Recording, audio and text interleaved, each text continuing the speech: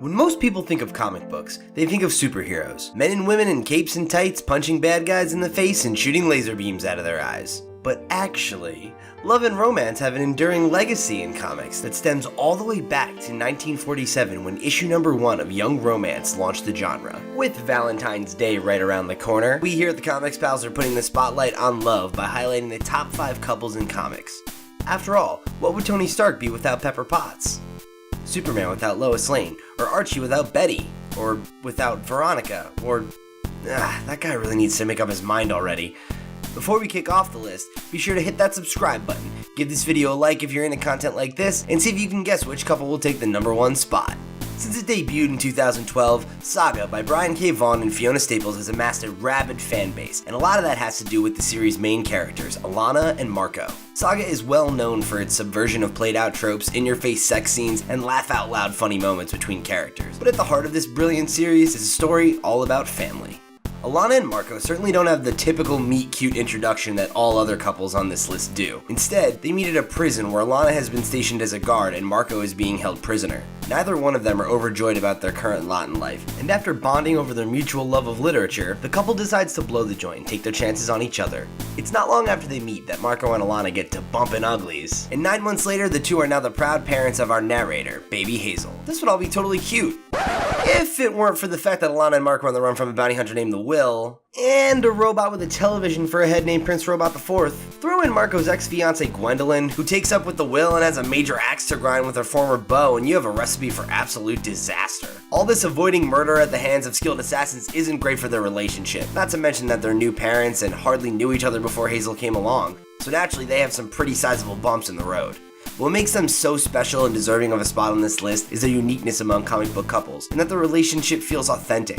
Their stories may take place among the stars, but they have the kinds of problems that most couples can relate to, and everything they do is for their daughter.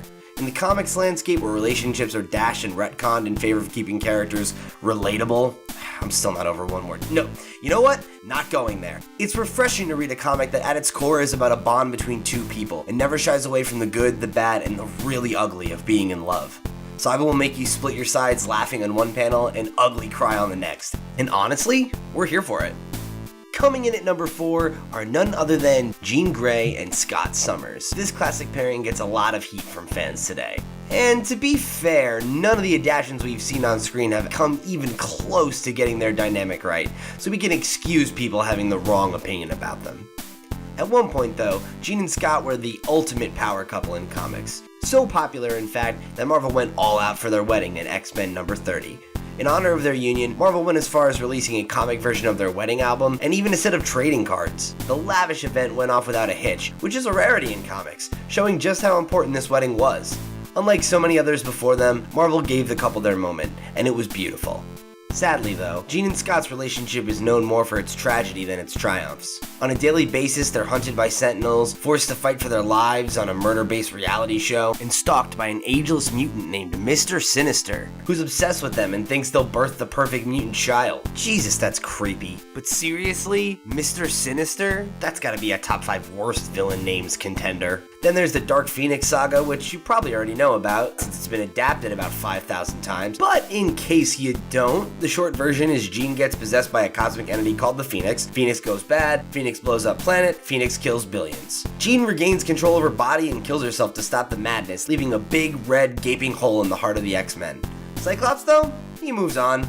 And fast. He hooks up with a Jean Grey lookalike named Madeline Pryor, who turns out to be an actual clone of Jean. Then sometime after Jean comes back to life, it's a thing she does a lot. He mentally cheats on her with Emma Frost! Jean learns to accept their relationship though, and after she dies, again, she spiritually reaches out to Scott and urges him to move forward with Emma. Although, something tells us he didn't exactly need her blessing there. Though their relationship may have a tragic end, Scott Summers and Jean Grey are one of Marvel's premier couples. They served as an anchor to the X-Men for decades and saved the world together more times than Jean has died and come back to life. They're also at the forefront of almost every X-Men film or television adaptation ever made, and given how often she does resurface, there's no telling what the future holds for this couple. Swinging in at number 3 on our list are my personal favorites, SpiderMan and Mary Jane. There are few moments in comics history as iconic as the first meeting between Peter Parker and Mary Jane Watson. At the time, Pete's focus was on Gwen Stacy, and he had no interest in being set up on a blind date by his Aunt May with that nice Watson girl next door.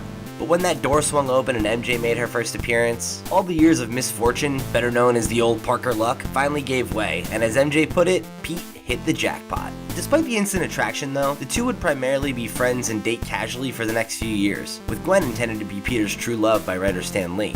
MJ is a fun, carefree young woman, and it isn't until tragedy rocks their world and Gwen is killed by the Green Goblin that MJ begins to take life, and Peter, more seriously. Peter learns that there's a far deeper person underneath the party girl Mary Jane front, and the two start to grow closer together by helping each other cope with the loss of Gwen. The couple are off and on more frequently than Spider-Man punks the Shocker, and when Pete tries to lock her down and put a ring on it, she rejects him. Twice. They eventually do tie the knot with all their closest friends and family in attendance. Marvel even staged a real-life event in which actors portrayed Spider-Man and Mary Jane and got married to commemorate the occasion. Seriously, it's the cringiest thing I've ever seen.